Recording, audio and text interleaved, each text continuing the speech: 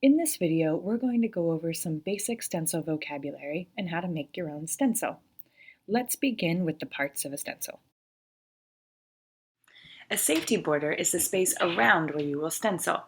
Leave about 2 inches on all edges, so when you are cutting your stencil, it doesn't get too flimsy or weak. A cutout is a cutout hole in our stencil. It's the place where we'll place the paint.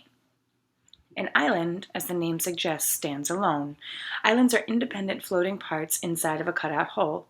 Since these shapes can't float alone inside of our stencils, they're going to need bridges. A bridge is a tiny connector that allows for an island to float in the cutout hole without losing it. Knowing where to make bridges in the beginning of stencil making can be a little tricky, but don't worry, with a little practice you'll get the hang of it.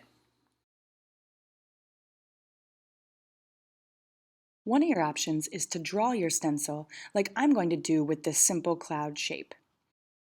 In this case, I wanted my cloud to look like a line, not a full cut out shape. I'm going to need to build a couple bridges to connect my island. Then I'm going to shade around those bridges to show me where it is I want to cut. I'm going to erase the extra lines I don't need so I don't get too confused. Then I'm going to carefully cut out this line with my X-Acto knife. Turn the paper as much as you need when you're cutting with the X-Acto knife. Take your time. Do short little pieces and extract or take them out one by one. And voila! We have a line-based cloud stencil. Now let's make a shape-based cloud stencil.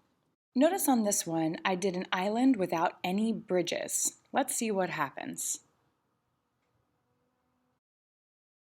Look, it just has a full cutout shape.